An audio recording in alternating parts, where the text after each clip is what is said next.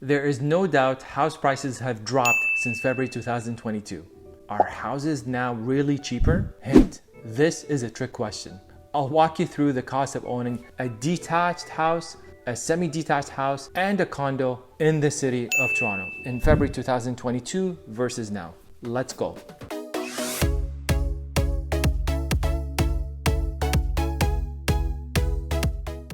Okay, so let's start with the detached houses in the city of Toronto. So again, this is just the 416. I'll go through the three scenarios: detached houses, semi-detached houses, and condos in central Toronto. So let's start with detached 416, which is what I labeled down here. February 2022 versus September 2022. And this is the average. I know I talked about not looking at average prices in a lot of my content, but for this case, it's just the 416, just the 416 area code or the city of Toronto. So 2.074 versus 1585, you can see the $500,000 drop in those 7 months. And then when I said, okay, let's look at it from two perspectives. One is the capital, how much money you got to put down. And then the second one is cash flow. What's the monthly obligations of owning this detached house in the city of Toronto? For February 2022, I assume 20% down payment plus your land transfer taxes, you need a total of just under $500,000. So $491,450 was the capital required to buy an average detached house in the city of Toronto. Now, with respect to cash flow, carrying costs on a monthly basis, I used 5-year fixed mortgage, 25-year amortization, 2.59 fixed, which was the rate at that time.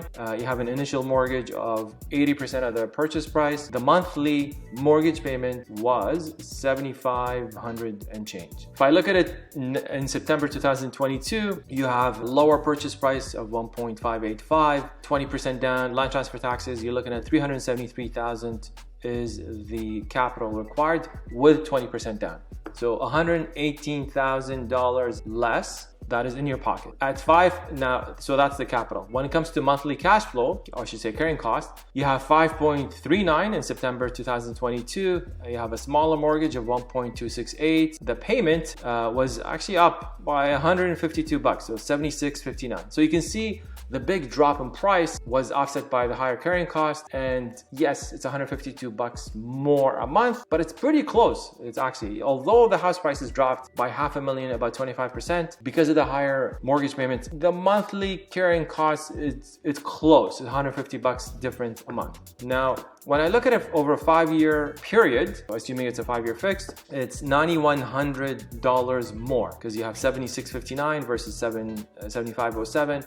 You're paying $152 more a month. Over 60 months, which is the 5-year, you're gonna pay more in $91.20. However, because you're putting $118,000 less, right? So 118, and then you subtract the 91.20, you're actually $108,000 to $109,000 ahead in capital you have in your pocket. I don't know, it's pretty good now actually. If you look at it from a numbers perspective, sure, your monthly cost is a bit higher by $150, but you're pocketing $109,000, or I should say $109,000 you do not have to put it into the house. Now, the home run situation is if you say, you know what, I will use the same down payment that I would have used back then in February 2022. So you can see here $414,800, same number as the February 2022.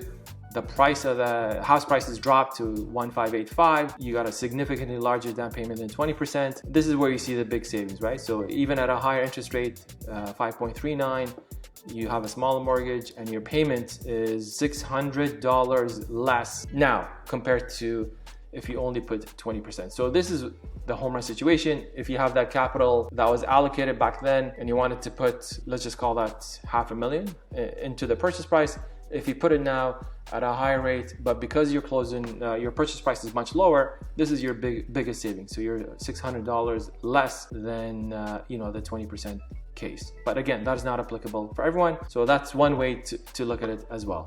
Let's look at semi-detached. So again, that follows a pretty similar trend. And again, I'm using the 416, only city of Toronto. 1.5 million versus 1.2 and change. You can see the 20% down payment, 300 versus 242. You got your land transfer taxes. Obviously, you're gonna save money because you're buying at a lower purchase price compared to February 2022.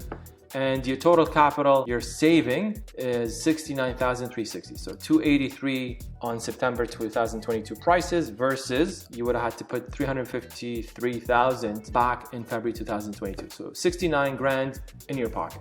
From a cash flow, monthly carrying costs, you got 259 versus 5.39. And again, here is, you'll see the difference in mortgage payments. So you got $422 more now because of the higher interest rate. And then over the 5 years, you're actually paying more, 25 grand. Again, because that 422 a month multiplied by 60 months, which is 5-year fixed, a 5-year term, is gonna cost you 25 grand more. However, because you're saving on the capital up front, but you're paying more on the cash flow, your total savings, you're 44 grand ahead on the semi-detached now, I should say September 2022 versus February 2022. Now, if we jump to the condos, this is a little bit more interesting because Central Toronto is not all Toronto. So this is Dufferin to the DVP, Bloor down to the lake. So more of a central core Toronto, not the whole city, not Scarborough, not Etobicoke, not Yonge and 401. So the condos there dropped not by much. 863 was the average in February 2022 versus 827 in September 2022. So wasn't that big of a drop. Again, because that is the most affordable type of housing in this city. And even though the mortgage rates went up, the mortgage stress test is much higher, people are still able to qualify because of the lower purchase price. And it's an entry level type of housing into the city of Toronto. And again, here we do the 20% comparison, 172 versus 165. The total capital difference is pretty close to 8,600 once you account for 20% and the land transfer taxes. But the big difference obviously is the mortgage carrying cost. Although it's dropped a little, or I should say not enough to make a major impact, and that is reflected in the monthly carrying cost. So 3124 back in February 2022 versus, let's just call it 4 grand in September 2022. So $872 more over that 7-month period because of the interest rates. Bigger jump that offset the smaller price reduction. So in this case, you're paying $52,000 more over the 5-year term, and you're actually negative 43 because your capital savings were only 8,600, which is not much, but you're paying so much more over the 5-year term, the 52 grand. So it puts you at a less negative 43,000, negative 44,000. Now, one way to look at the condos is maybe consider, and I've had this discussion with a few clients, is not to go 5-year fixed, but have that discussion with obviously your real estate agent, with your mortgage broker or bank, but maybe go a shorter term, a 2-year fixed, a 3-year fixed, because if the economy, it looks like we're heading into a slowdown, what happens with economic slowdowns? The Bank of Canada government stimulates the economy by cutting interest rates and bringing down the cost of borrowing. So maybe it makes sense for your situation is to get in, take a shorter term, look at your cost, your monthly cost in 24, 36 months from now, and then you can reevaluate and see what type of products are out there. But again, this is a personal decision based on your job, income, cash flow, comfort level, all that type of stuff, and see what makes sense for you, for your lifestyle.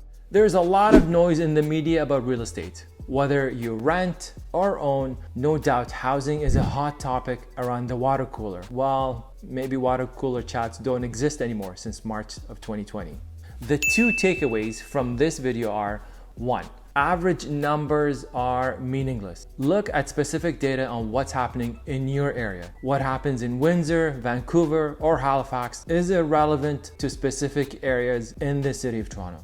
Average Canadian numbers are meaningless. 2, everyone's situation is different. If you are a move-up buyer, this is your time since you can buy with less competition. Keep in mind, we're starting to see multiple offers pop up here and there in the city of Toronto.